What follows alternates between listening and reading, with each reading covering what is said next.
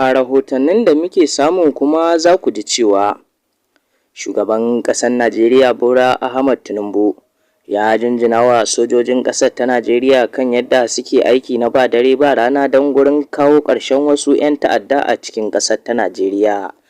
Irin 'yan ta'addan da suke damun wasu ƙauyuka a cikin ƙasar ta Najeriya musamman ma a ɓangaren arewa. Haka zalika za ku sake jin shugaban ƙasar ta Najeriya ya yaba wa 'yan banga masu kula da harkar tsaro a cikin jihar Maiduguri.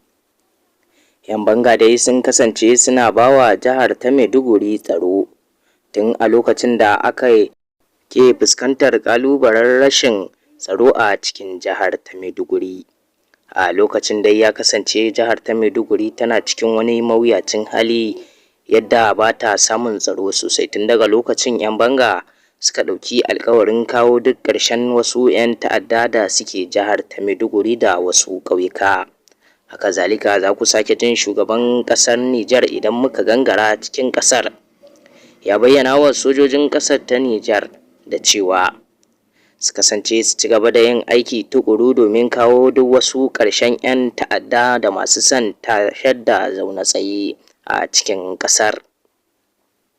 Shugaban dai ya bayyana cewa sojojin ya kamata a ce yanzu su tsaya suna aiki tukuru domin kawo duk wasu ƙarshen wasu ɓata gari a cikin ƙasar da wasu ƙauyuka a cikin ƙasar ta Nijar.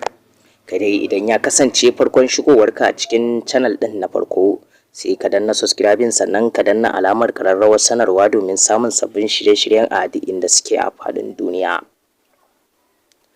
A rahotannin da muke samu kuma za ku ji cewa shugaban ƙasar Najeriya yana jinjina wa sojojin ƙasar ta Najeriya kan yadda suke aikin su na ba dare ba rana domin kawo ƙarshen duk wasu 'yan ta'adda a ƙasar ta Najeriya, da yadda ya daɗa yaba wa shugaban sojojin ƙasar ta Najeriya kan yadda yake gudanar da ayyukan nashi da irin yadda suke kai sumame a wasu ƙauyuka da wasu jejuna wanda aka san 'yan ta'adda suna fakewa a ciki.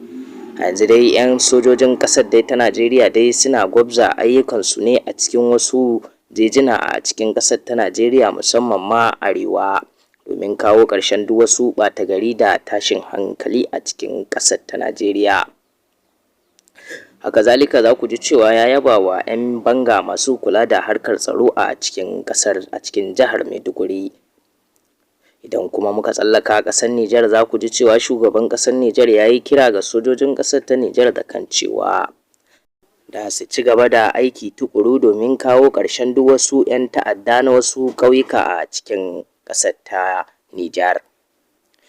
Kadai ka sha'afa kana shan labaran ne daga wannan tasha mai albarka. Domin sake kasancewa sai ka danna subscribe.